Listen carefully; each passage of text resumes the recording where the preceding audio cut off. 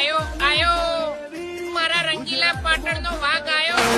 પાટણ વાળાની હોય તો બધોય શાખ ભરી ચોણસમાં તાલુકો એવી ગુજરાતમાં ખબર પડી પાટણ વાળાની હોય તો બધોય શાખ ભરી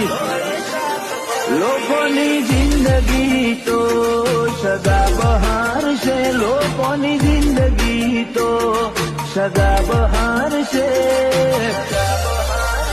અમને મળ્યું એ કેટલો એના ગજા બાર છે